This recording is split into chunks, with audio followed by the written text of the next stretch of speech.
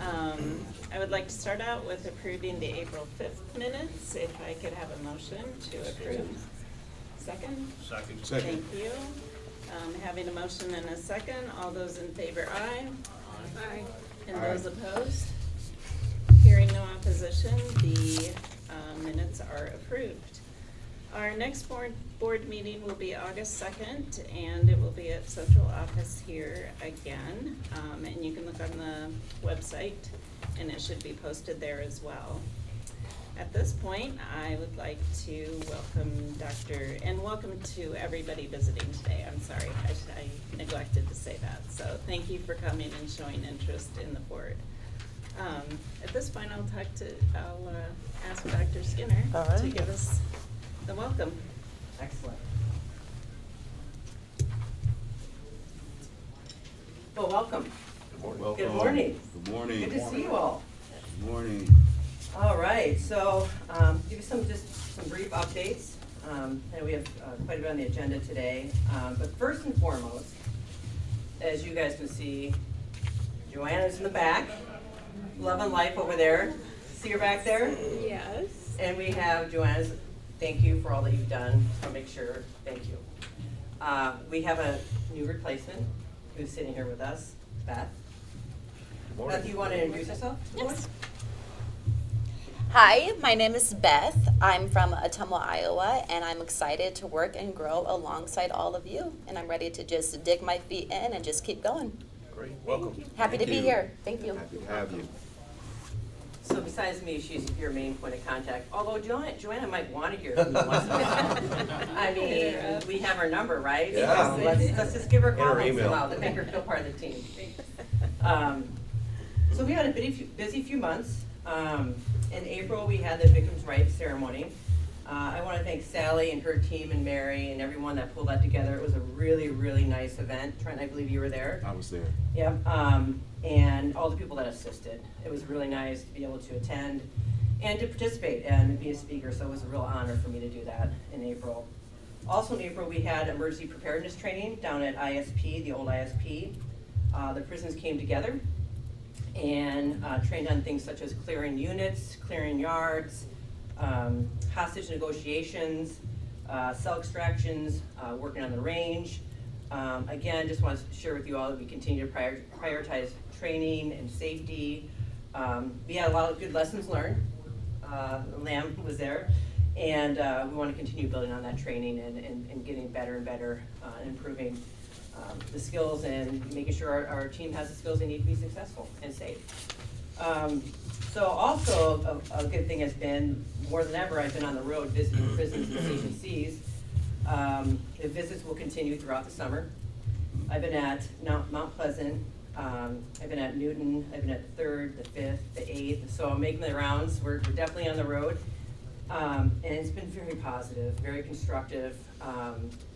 Hearing staff, we've been doing tours, walking the facilities, and just talking to staff and just how proud they are of the work they're doing. So, we want to continue supporting them. We want to be on site with them, hear what's working, what's not, just making it a team effort. Like, we're all in this together. So it's been really great, and we'll continue that throughout the summer. So I'm looking forward to that as well.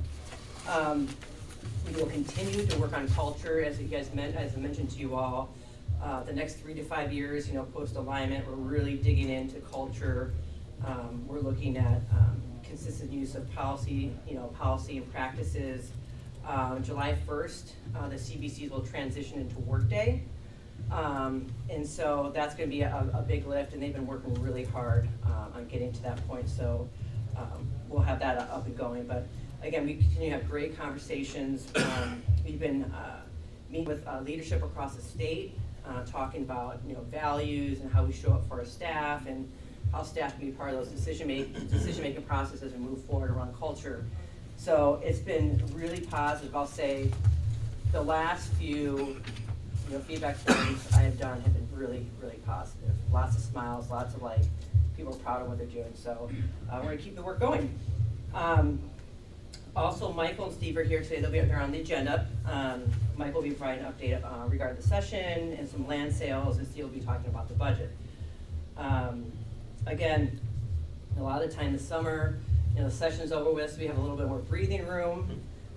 We'll just continue to be working on, training, culture, communication, working with our change champions. We'll be looking with our partners we worked with last year, which was Guidehouse and ACGI, what that level of work that will happen with them in terms of helping support us move forward the next few years too as well. One thing I want to share with you in June this month, we'll be having an award ceremony, for statewide award ceremony for staff on June 20th at 1 p.m. in the State Historical Building on Locust Street. And if you want more details, we certainly can send that out to you. So I just want to give you give you an idea of a couple of the awards that we'll be handing out. Life-saving measures, Supervisor of the Year, Team of the Year, Volunteer of the Year, Courage and Honor, Special Recognition, Agency Employee of the Year, and we have Lorena Schulte and Bob McFarland Medal of Valor in Purple Heart. So this is not all the awards, there's a few I left out, but so if you can join us, we'd love to see you.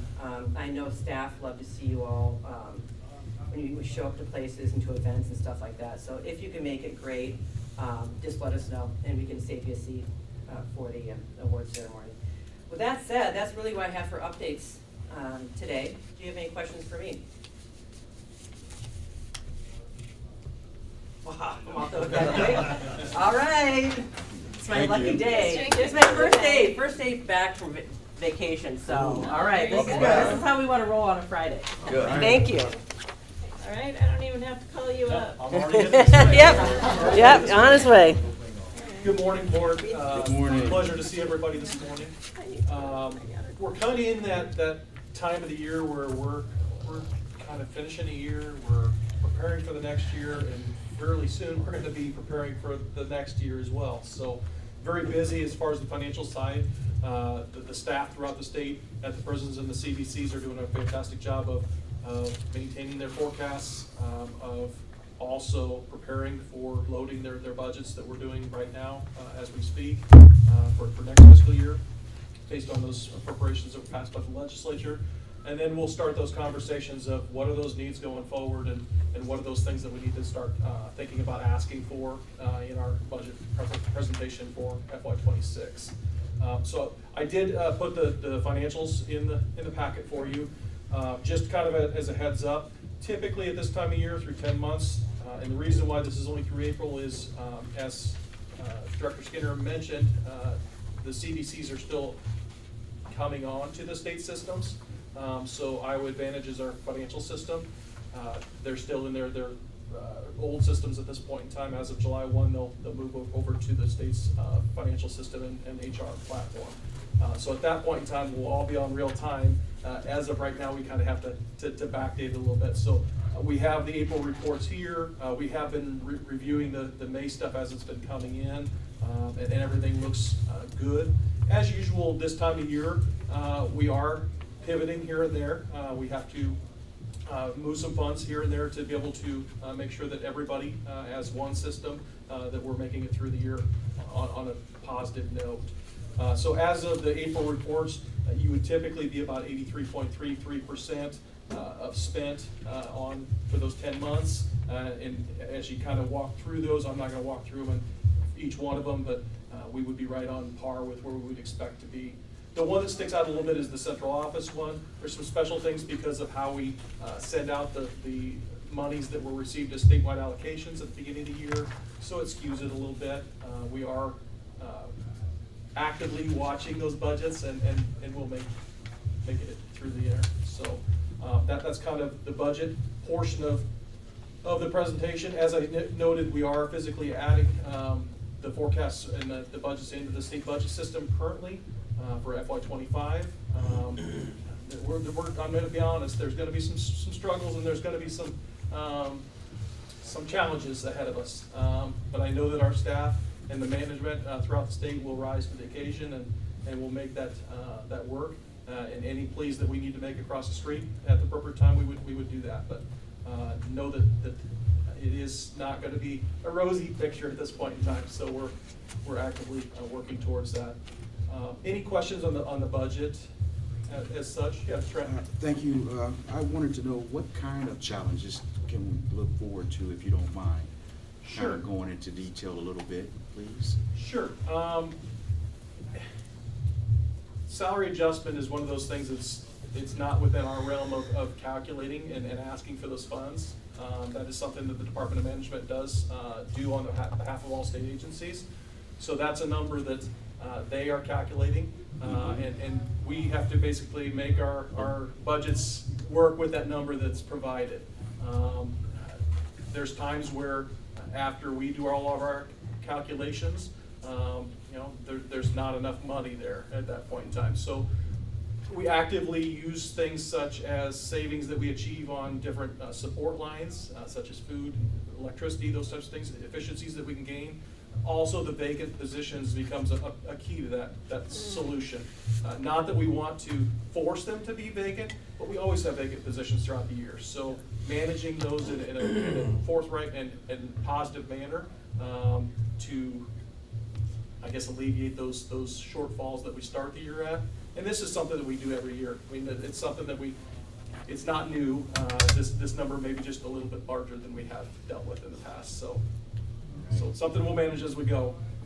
Keep up the good work. Thank you. I noticed that that there were some increases in wages for some of the people that were working in the department.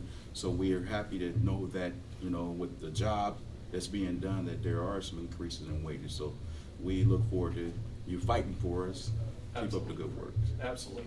And that is one of the things that we're working towards getting communication outward, is the starting pay for the COs of that increase that we've managed to gain, I guess, an ability to hopefully that will help with some of our vacant positions that we have that we're not trying to manage, that we're trying to bring those people on. So yeah, that's a good point. Thank How you. close are we to any of the AC problems, to solving any of those? So the AC is tied to the land sales, separate from our appropriations. We are actively selling that farmland at this point in time. Our first project that we have to fund is the remainder of the Clarinda kitchen. Once that project is funded through those land sales, that should be occurring, and the thought is that we've been kind of told by Department of Administrative Services is that those sales will be completed before the end of the calendar year. That's the goal. At that point in time, once we get Clarinda funded, we move to the next project. So once we have the dollars in hand, at that point in time, we can start conversations of getting those. So are you able to tell me that for sure you sell this land, we fix the AC? Is that happening for sure? Land sale, AC repair? It's on our priority list, yes. I mean, it's up there. I mean, we gotta get the Clarinda kitchen done first, right? Because actually the kitchen's outside of the prison. I don't know if you knew that or not. So I think it's first. That is a top priority. So we gotta get as that far as land your sales. hierarchy, where does air conditioning, so that people don't die of heat stroke, where does that fit in? Probably top 2 or 3. Yeah, We're gonna get there. We'll get there. we're working towards it. Yeah. Trust me, we're working. It's just towards kind of it. slow and steady. I mean, we have a lot of farmland to sell, and we're trying to really push that through. So the goal is to sell it by the end of this year, calendar year. So they're working really hard. I know Michael's been working really hard. I know Bob has. So we're trying to get that done, and we have some good investments I think we can make. Air conditioning being one. Can I follow up to that? What's the estimated total amount we'll receive once the land sales are completed? And it's hard to put that target on it. We've physically sold the Rockwell properties, so there was 2 parcels at Rockwell City, and I believe that in total that's about $2.7 or $2.8 million, something like that. What we've kind of been told in general, and I think we're actively selling the ICIW property right now. I think that's on the agenda, I guess, to go through. The value is going up for some of these properties based on how good of farmland it actually is. Some of them, I think the Rockwell wasn't necessarily as good in the parcels. What we've kind of been told was total value is somewhere between $25 and $40 million, depending on how the sales go. So we're hoping that we can do a lot of good with these funds. So when that's all done, you'll come back with an idea of what you want to spend it on? Oh, yeah, yeah, I Absolutely. mean, we kind of know the first couple, 3 things we want to knock off that just have to be done. Good, Right? okay. But yeah, there's gonna be a lot of great opportunity to use that money to help, Good. improve Improve the our institutions, yeah. infrastructure. Absolutely. Mhm. Improve our system in general. Yep. That's what the goals are.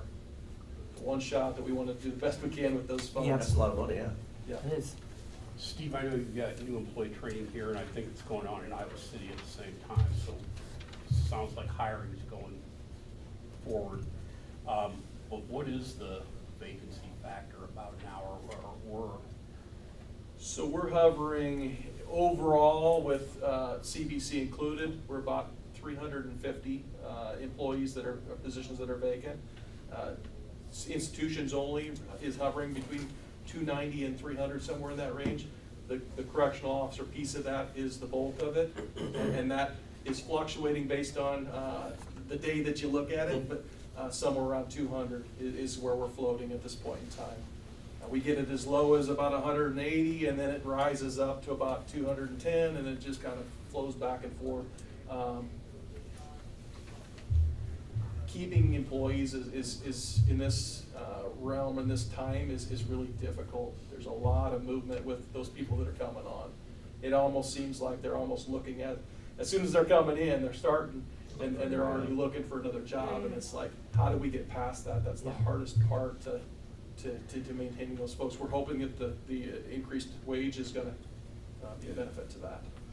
Yeah, just what Trent said, I think we have to, because we're not as competitive as we used to be. Absolutely. I was gonna ask, those folks that are coming on and then sort of soon after leaving, are they moving internally or sort of leaving for something completely different? Most of them are leaving for something completely different. Gotcha. I mean, and I think the competitiveness of the pay, I think that is Yeah. the biggest thing. And you've got places, warehouses such as Amazon and Walmart, those types of places that are paying, $20 an hour or above, and it's like, we have Yeah. to get to the point where our wages is competitive with that, or a little higher than that to make them want to stay. That coupled with 24/7 operations, so The if you're risk new, you're of- gonna be on midnight or Yeah. 2 to 10 with Yeah. Wednesday, Thursdays off, is a lot of Yeah. folks coming in, they want weekends. Yeah. And you're right off the get-go, and it's a challenge. Yeah. It absolutely is. Is there a certain CO to inmate ratio we try and maintain, and how far are we off from that? I don't know that there's a ratio necessarily. Our ultimate goal is to minimize our overtime as much as possible. The mandates, keeping our folks so that, 40 hours is what they're signed up to work, and that we can get to that point. The closer that we can get to that is ultimately where we want to be. There's also a balance between overtime and some overtime is okay, but you don't want to get it to the point where you're having to mandate these people on a daily basis, on a weekly basis. They've got lives that they want to lead as well. So the better we can do with that, some of that might help with the retention as well. We've got people that do want as much overtime as they can get. Yeah. Well, fiscally, that's not necessarily the most responsible thing to do. So it's definitely a balancing. I don't know that there's a ratio. Our ultimate goal is to have all of our positions full. I mean, that is ultimately what our goal is.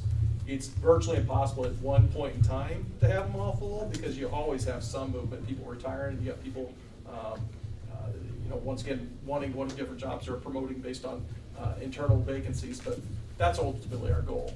At that point in time, it drives our overtime down, our morale hopefully raises at that point in time, because they have that professional and personal life balance, which is tough. In some instances, it's not. Workshops, I was wondering if there's any workshops going on right now, and advertisement, is there funding for advertisement and workshops to try to draw employees in? Every institution and district kind of has done their own thing up to this point in time. We're hoping that we can get the word out, I guess, through social media with the increased pay for the COs. Hopefully that's gonna drive some. But we attend career fairs, we attend, trying to think, all the different things that each institution does. Yeah, I think too, I do think that, we did a lot of advertising, did billboards, we did, the movie theaters and stuff like that. I think we gained a little traction, we saw a little bit of a bump, but it went right back down. I do think, and we haven't really talked about this yet, but, July 1st is near, is that we might probably want to start doing some advertising for the increased wages. So we probably want to do a push, start at end of this month, and moving forward to advertise the new wage. Good. Because I think we'd be remiss if we didn't do that. And it was probably a little more difficult before because it was targeted to 2 facilities, that wage increase, and Now now it's that it's everyone. statewide, it's a Oh, little okay. easier to put that message out Yeah. globally rather than locally. Yeah. Zach, remind me Thank you. All right. My second item on the agenda is the offender telephone rebate expenditures. So you remember back, and there's a couple handouts here. There's a spreadsheet type of solution, and then there's a sheet back from November when we passed those recommended expenditures for FY '24. And then the third sheet is what we would recommend for that amendment for current. Just to kind of give you a little bit of backstory, that fund does have an increasing balance at this point in time. We are looking for things that we can alleviate off the backs of the institutions, and it has to have an inmate benefit, of course, to be able to be allowed for that fund. What we're asking to do is actually add 2 things, and as you can kind of see, some of those things have not come in at the values, whether it be hiring with some of our partners at DOT and IWD, having those positions filled the entire year, our peer-to-peer II training through NANI, which ones have been done. We've had some savings in some of those areas. So the 2 areas that we're looking to amend and add to this would be our pharmacy pill counting machine at IMCC. That machine actually was the end of life. We were repairing it on a daily basis. They were to the point where they were manually filling prescriptions, which, number one, time-wise, efficiency is not great, but also the errors and such that can happen is greater. So we did have to replace that machine to the tune of about $155,000 for the machine, and then the computer that runs the software on the machine. So that would be number 1.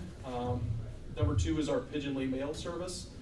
So that is our service where all incoming mail that's sent out to a facility in Las Vegas, scanned, and then sent back to us for safety and security of that mail, making sure that we don't have anything contraband coming into the facility. So it's been very, very successful as far as alleviating and minimizing that entry point. So that would be about $35,500. So as you can see on that first page, our original budget was about $1,041,000 or $1,042,000. We're increasing that to about $1.119 or $1.120 million. Our current balance in that fund is about $1.2 million. Once again, we're always looking for opportunities of things that we can pay for that have that inmate benefit. We would, without any additional monies coming in, that would still leave about $850,000 at the end of the year to carry forward in the next year to go towards these things. So I guess my action item would be to amend the budget to include those 2 things and adapt the amounts that we're spending in those other areas for that third page of the document. So I would take any questions that you guys have. Good plan. I'd make a motion to approve the offender telephone rebate expenditures for fiscal year 5. Second.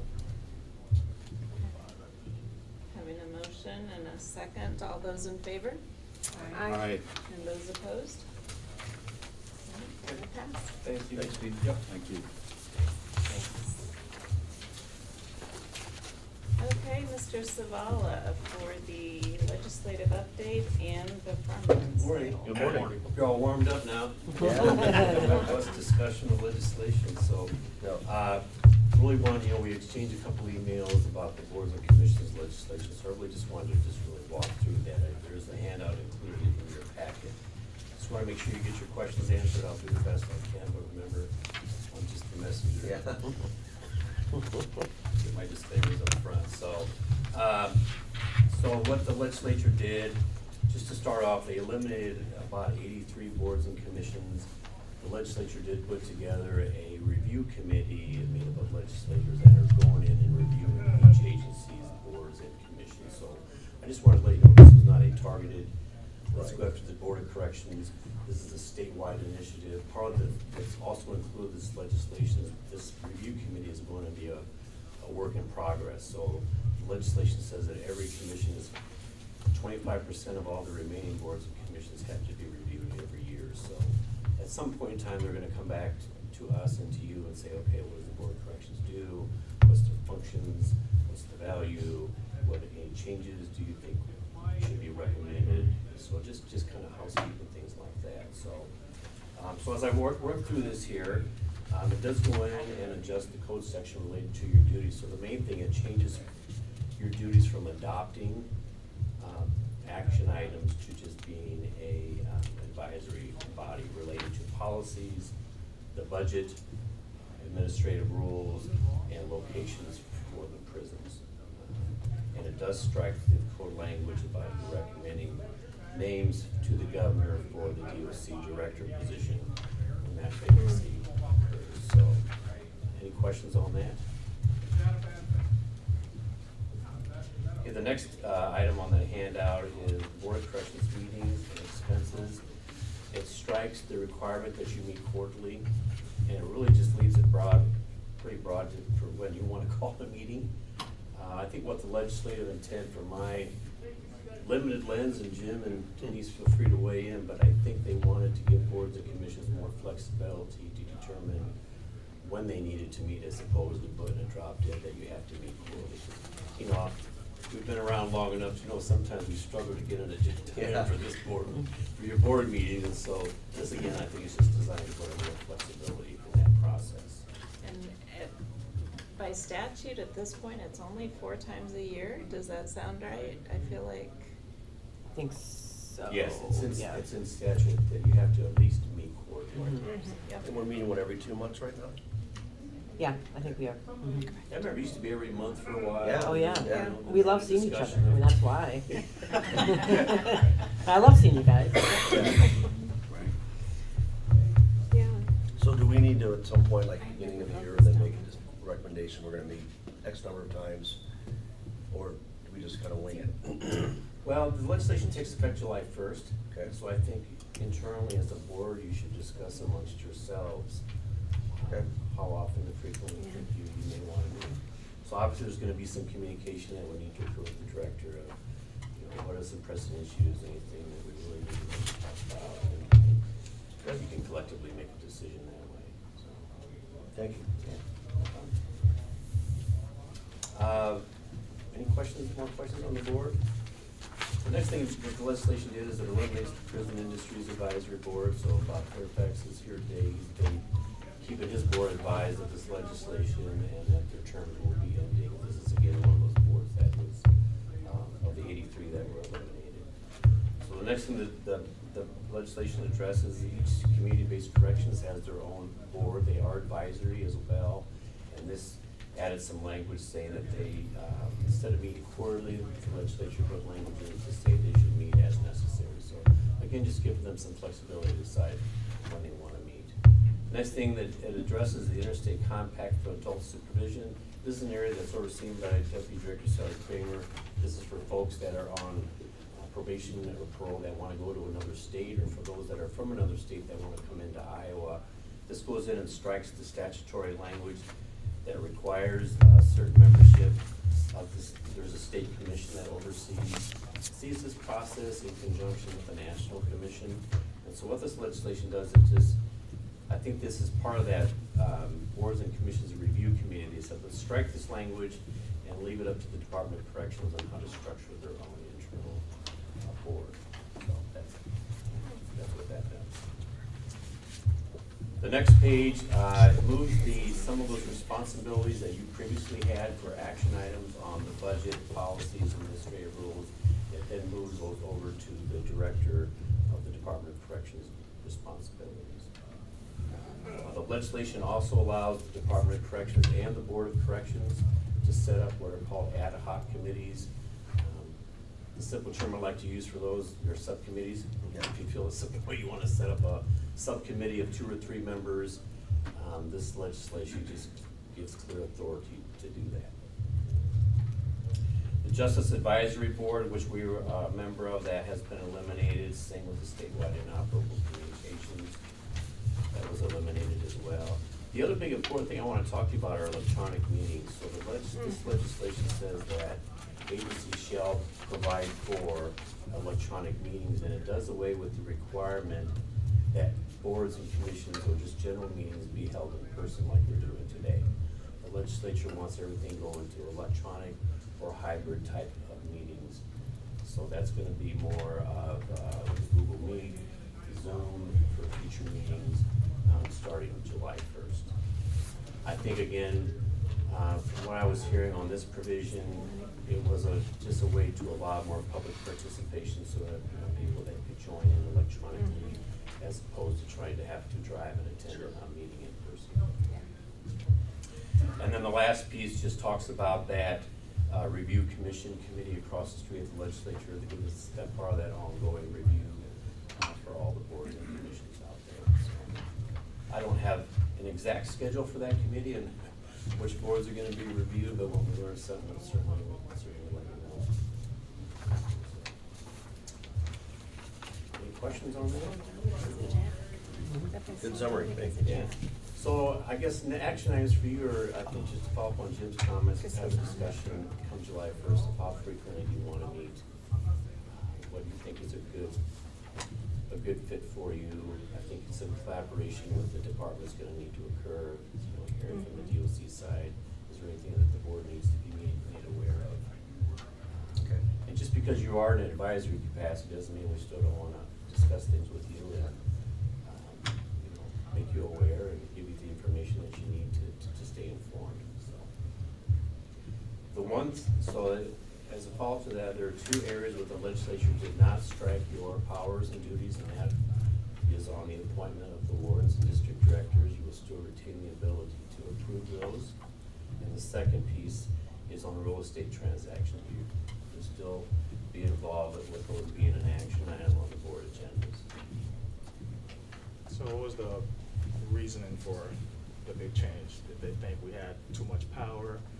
Essentially, you wasn't listening to us before, but now you just essentially changed the code so that you don't have to at all. This board is essentially a group of cheerleaders now. So I know that's the intention, but. Yeah, I mean, and it's a fair question. I just want to echo, this wasn't a DOC-driven initiative. This is a decision that was made by the legislature. They did a full-blown, top-to-bottom review of every board and commission, and they're the ones that made the decision on which ones to eliminate or which ones to make advisory. Sure. Yeah, I think it was government efficiency and fiscal. Right. And I think the good thing too is they're willing to come back and review if they get Yes. too far. Right. Maybe they need to make some changes, so. Right. I think their intent is to make it more efficient. And more fiscally responsible, I think, too. Yeah. I think all of that is BS. That it would have been no less efficient if we had any say in anything. We essentially stripped all of that. That's not making anything more efficient. That's just making us powerless and making you, do as you please, which was going on anyways, but now you just have the legal basis to do so. This is not making anything efficient. We all experience it because BS. Okay, that's nice. But thanks for the charade or whatever this is. This is not about efficiency. Well, it's not a charade. I'm just trying to articulate to you what the legislature adopted. So, as Jim said, as part of the ongoing review, you can certainly offer comments as part of the process. It's been going on for a long time. This didn't just happen overnight. We've been slowly cutting it back, so this is the final nail in the coffin. Well, what we can do is, if you have that concern, which it sounds like you do, you can talk to the chairs of the state government committees in the Senate and the House. Sure. That do actually oversee that. I think so too.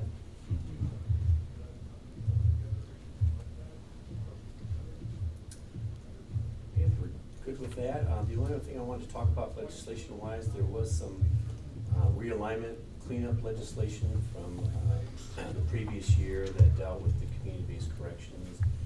And I don't know how familiar you are with community-based corrections, but they have now been made as part of the Department of Corrections. Before they had an independent board. The employees were not considered state employees. All that has changed where the entire CBC system is coming under and as part of the Department of Corrections instead of being their own individual entity. So there's legislation that cleaned that up. I know that Director Skinner and Director Kramer are working on aligning and trying to bring in all of those functions in with the DOC. There's a lot of behind the scene work going on with reviewing of policies and talking to the district directors on best practices and how best to move forward as one unified system. So that was the other big piece of legislation that impacted us out there. And they don't have another board, the CBC. They have their own board, but as part of this boards and commissions legislation, they were changed to advisory. Okay, they're advisory. And that's each district though, right? Correct. So there's 8 of them. Correct. They're having fun in training, I guess. That's good. That wasn't me. Yeah. Thank you. Okay, well, I'll move on to the next one, and that is the farmland sale. So I'm gonna be working off my color-coded map here. So what you have in front of you is an aerial photo of the Iowa Correctional Institution for Women, and they have sectioned off 2 parcels, parcels 1 and 2, and parcels 3 and 4. So the first one, is 56.96 acres, and that has been appraised at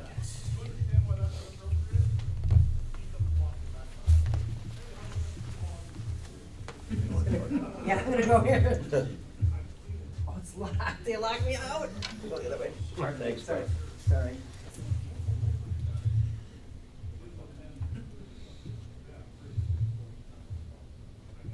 So we can just continue talking about, so again, this is the process, the statute requires the board to approve real estate transactions. We've been working closely with the Department of Administrative Services. The Attorney General's office has been involved, making sure that we've looked at the titles, that the surveys have been done. We've had the appraisals that have been completed in order to determine what the fair market value is for the state to get out of these properties. So that big first parcel, that's being appraised at $1,709,000. And this smaller piece is 16.22 acres, and that's being appraised at $487,000. So the bigger piece there is is gonna be put out for bid for the public. And the second smaller piece, the city of Mitchellville was interested in purchasing, so they were going to be buying that piece of land. Oh, Mitchellville will buy it? Correct. Yes. Yeah, the city of Mitchellville.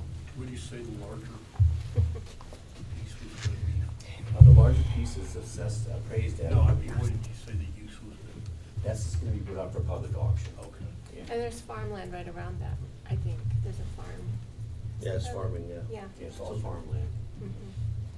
Pretty good price per acre, it looks like. Yeah, really good price, yeah. I know, I was just trying to figure that out. And I know We've I- done our regular diligence, working with the institution staff, making sure there's enough of a buffer zone for security purposes, operational kind of needs to make sure everyone's comfortable. So I know Deputy Director Lamb's been involved along with the board and Mitchell, so make sure everyone's comfortable with this proposal. So you need to make. a Yes, this is an Yeah. action item. If you have any questions, Steve, about it? I have a question that is probably not relevant to actually approving the, the sale. I was just more so curious, like, the title history, I suppose, like, why initially were did Mitchellville purchase this parcel of land, and like, I don't know. And maybe you don't know the answer to that, which is fine, and I Well, don't need the answer to they're that really to great approve this at all. I was questions just sort of curious, like, A lot of these prisons have been around for years. Yeah. This one's relatively new, but when we started talking about animals in Fort Madison, we're typically not able even to locate oh, gotcha, yeah, I was titles just or curious. blueprints. And so then we go back to legislative history. Yeah. And so the legislature is the one that made the decision to buy not only the land where the prison's at, but all the outlying farmland. And I don't know what formula they use, but that's Yeah. the best I can tell you. No, Back- that's. The state bought it and enough. said, we want this much land. That's Yeah, how, I okay. don't know the rhyme or I was reason, just- so, just yeah. curious, yeah. Yeah, good question. So, Any other questions? Mitchellville still have room for any expansion if they needed to, or Yeah. building something there if the department deems there was a necessity to yeah, because. build a industry building or something, I may or want are you pretty landlocked after to that? address that, Nick. Yeah, there's one spot when you first come into, we're setting aside for potential. When you first come in, you want potential volunteer plan there. Right, if there are no other questions, can I have a motion to approve the ICIW sale?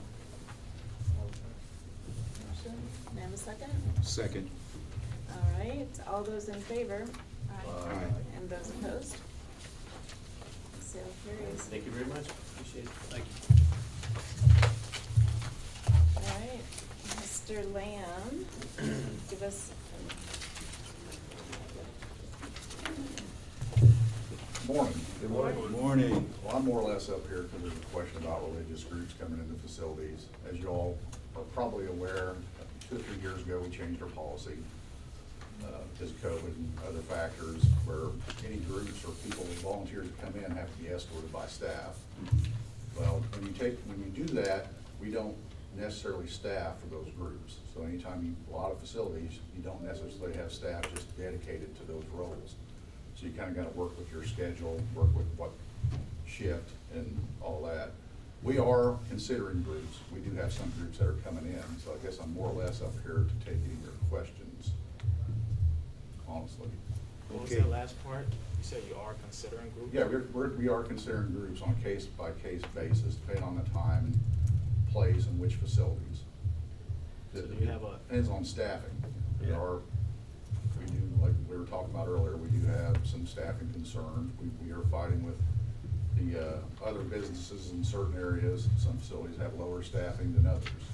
We're having more challenges to retain and get staff. So I know you were in Fort Dodge, for a long time, and I've been asked by a couple different people, why can't we get back in? So is there a certain process they need to be told they need to take, or? I mean, usually if you contact the warden at the facility, and he'll bring it up to me and we'll look at it. Okay. The biggest thing that we look at the facilities is when are you trying to bring your group in? Because, ultimately, like at ASP, they allow more groups in because they do have staffing during certain hours that you have to work.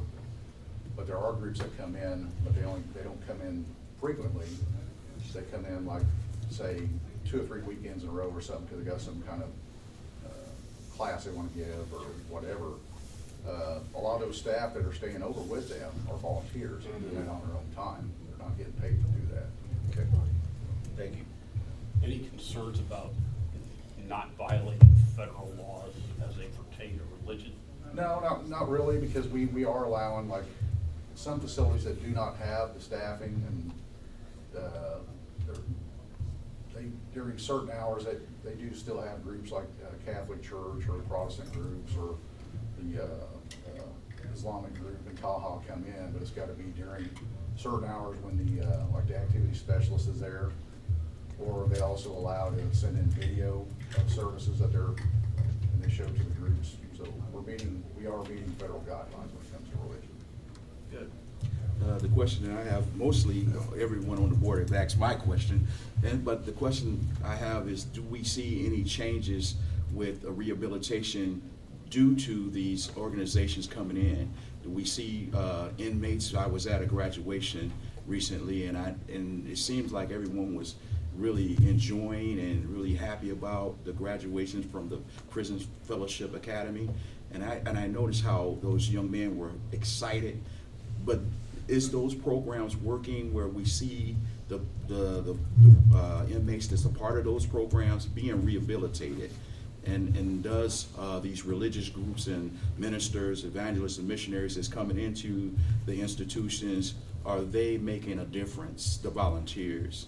Well, I believe they do. I'll be honest with you. I've been doing this for 30 years. It does make a difference with the offenders and staff as well. Yeah. I mean, we're not against groups coming in. We just got to be able to Manage it. manage it. Okay. And now we have to have staff. Like I said, have to have staff with them, which we should probably always have done. Mhm. And we just aren't. You were talking earlier about the staffing. Department-wide, we're correction-wise and the facility side, we're about average-wise with all the facilities put together. We're not as low as some states, but we're still not where we want to be. We're about 86.10% of what we need to operate. And that's considering some facilities are fully staffed, like Rockwell City, and that's considering facilities like Anamosa that are not. So, but average-wise, we're probably below the national average when it comes to being understaffed when it comes to our facilities. Is this currently only open to religious organizations, or are you letting in? What's that? I'm sorry. Is this currently only open to religious organizations, or? No, we are looking at considering other groups as well. Because, like Trent said earlier, those groups, especially the evidence-based groups that have science behind them, do make a big difference, and I've seen it myself. So we are looking at altering some of our current procedures. Yes. It may help if we post somewhere the official requirements of what you're looking for in an organization that you are allowed to come in, so that people are not guessing when they're trying to We'll look at apply. that. That's a good idea.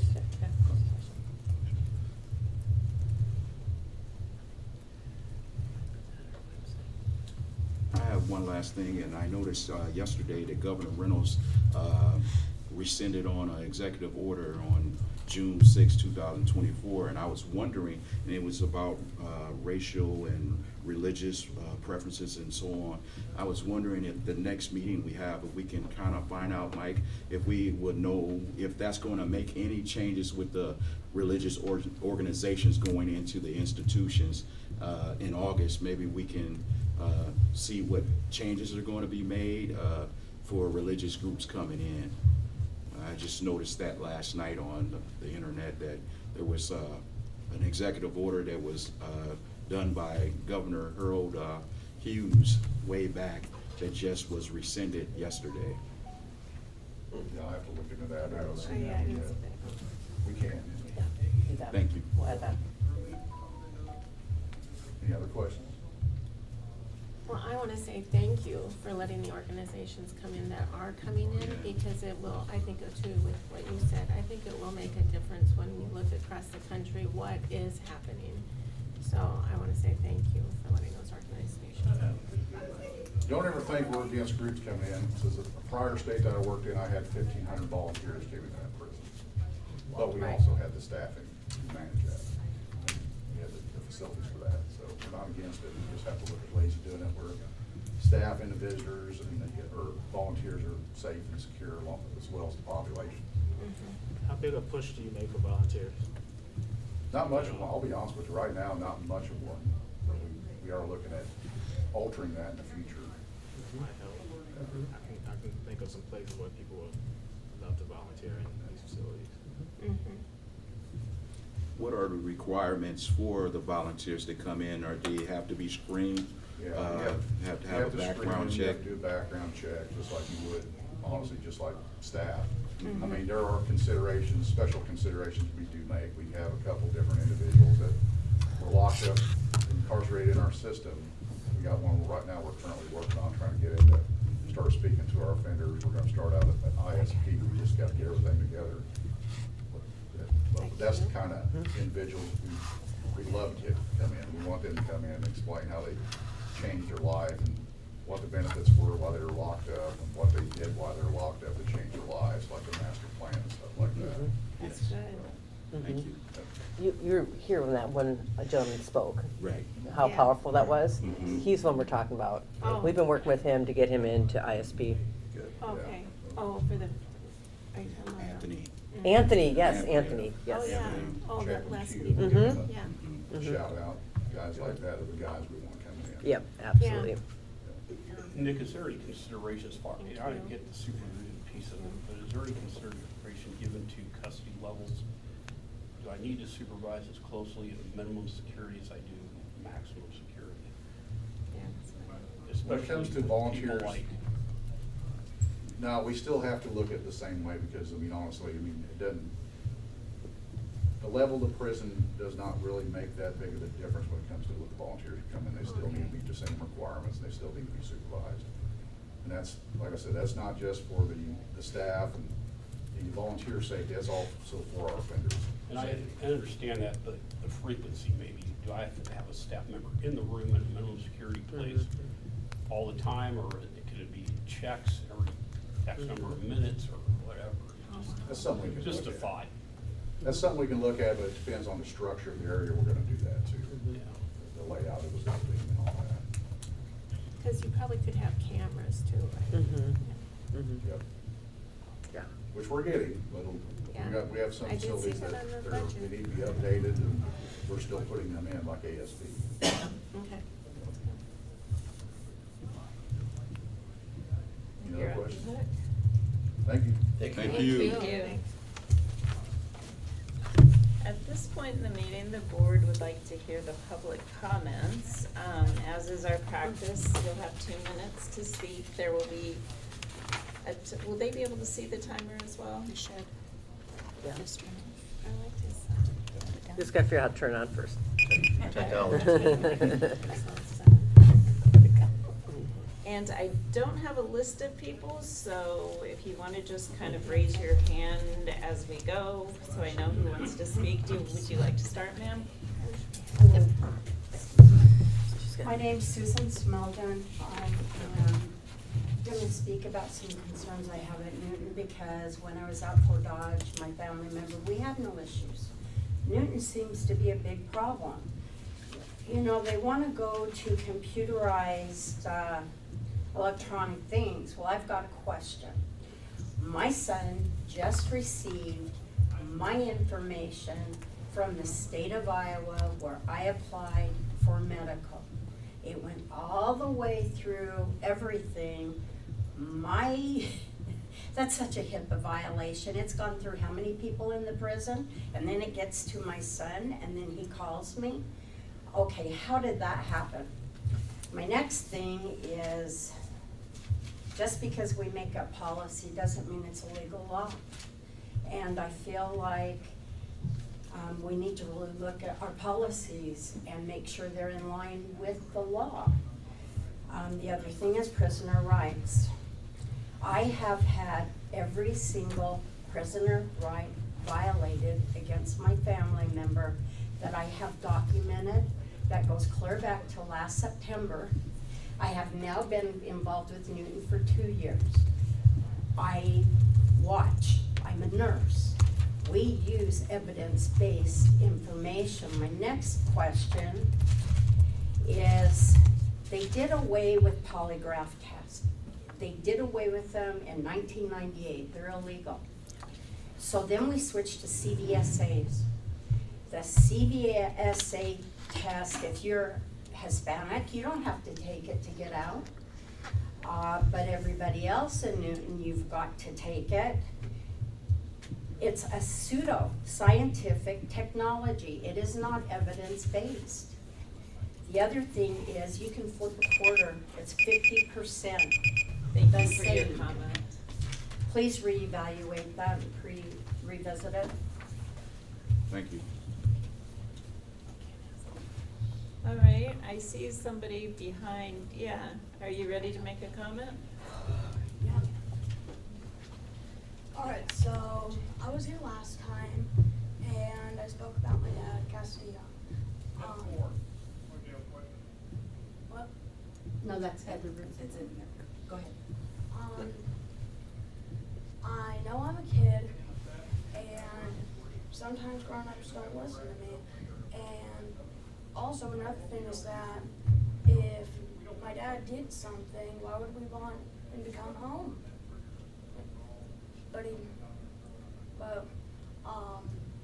And also another thing is that we need to see him.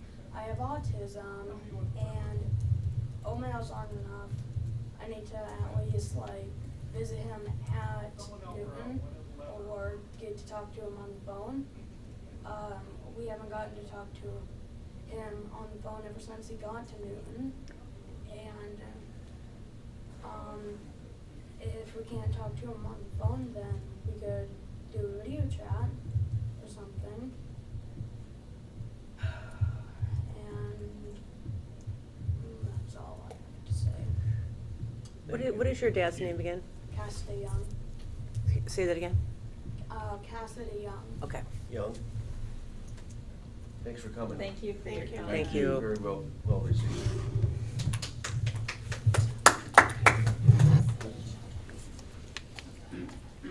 All right.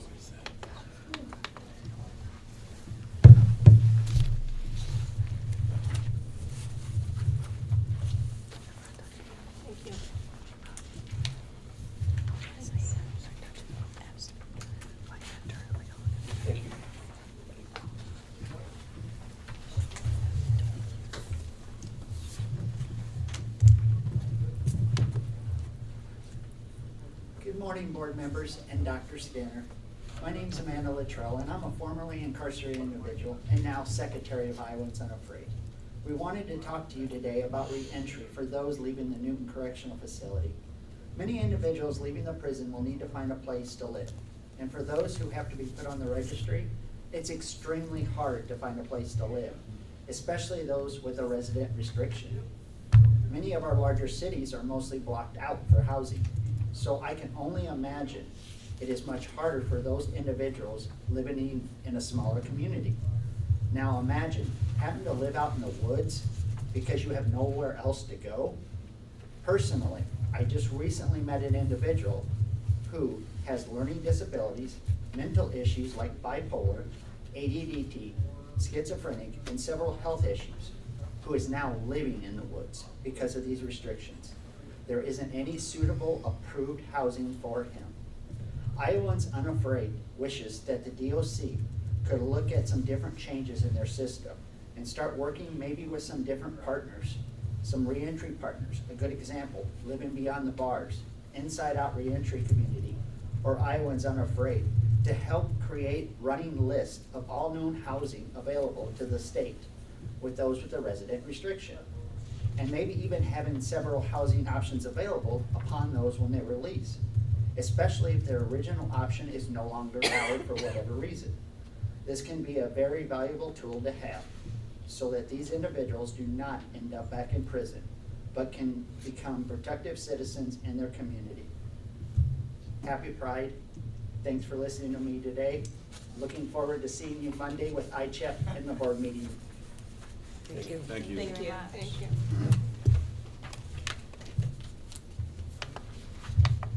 Are there any more public comments? Thank you. Hi, my name's Heather Wagner. You met me at the last Zoom meeting with Iowans Unafraid. I have lots of hats. I've gotten into advocacy a lot, so I'm also wearing a hat for FAM, Families Against Mandatory Minimums. I love the question, oh, by the way, hello and thank you for welcoming me. I love the question that you asked about rehabilitation inside bars.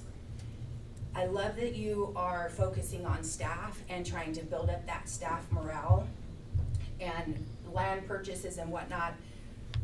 I know people that have gotten Department of Correction jobs. They've quit. They've quit because of the lack of structure that's on the inside for the inmates. They said that there's some structure here. I love the fact that we're talking about bringing in volunteers. I'm a part of Celebrate Recovery here in Pleasant Hill. I know that there's just a lot of inmates are craving something to do. Some want it, some don't. But a quote from a girlfriend who just got a job. She was at Mitchellville. She was looking forward to spreading the word of God inside.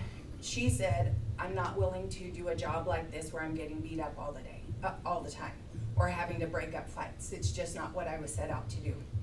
So as you're trying to recruit people, can we go a little bit deeper, and what do we have for the inmates? I know that there is a model prison in Northern California doing the Compassion Prison Project, made by Fritzi Hortzman. She is an award-winning Academy Award-winning screenwriter, wrote a program. Inmates there are thriving, and that program that she's using there is helping with the reentry and the positive effects on being released. So my time's up, but I thought I would just give that inside perspective. Thank you. Thank you. Thank you. Are there any more comments? Seeing none, we will move on to open discussion by the board members. Okay, I just wanted to thank Mike and Nick and Dr. Skinner and everyone, Steve, and the visitors' family, the inmates' family for coming. I personally, I think, and I see a lot of changes being made. I'm seeing people being put in the right positions to make those changes in the Department of Corrections. I thank God for that. You know, I am a follower of Christ, so I do thank God for what's going on. I do hope for rehabilitation inside the institutions. I hope for more volunteers. I hope for more staff members being hired. I'm looking forward to that, and I'll pray and I'll keep praying for more safety for the staff. And I believe that it's right at this point in time, things are going well. I haven't seen anything on the news about staff being injured or hurt or anything major. So I thank God for that, and I just thank God for what I'm seeing happening. I do want to keep advocating for the volunteers to go in, especially for religious reasons. You know, I love that the family. What is it? What is the name of it? Is the academy that you guys? Prison Fellowship. Prison Fellowship Academy. I'm really excited about that. I haven't ever seen anything like that before.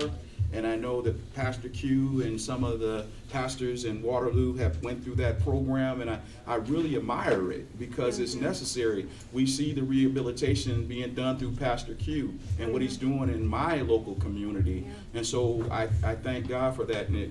And so that's my comment for today. I really admire the young man that's here on the behalf of his father. You know, it takes a lot of courage to stand in front of a group of adults and voice your opinion about your father. I say don't give up, keep doing what you're doing, and something will happen. You know, it may not happen right away, but something will happen. Keep up the good work. Say it was very well said, thank you. Thank you. Yeah, thank you, Trent. Ditto to what you said. Are there any other comments? Hearing none, may I have a motion to adjourn? Adjourn. Second. Having the motion and seconded, all those in favor? Aye. And opposed?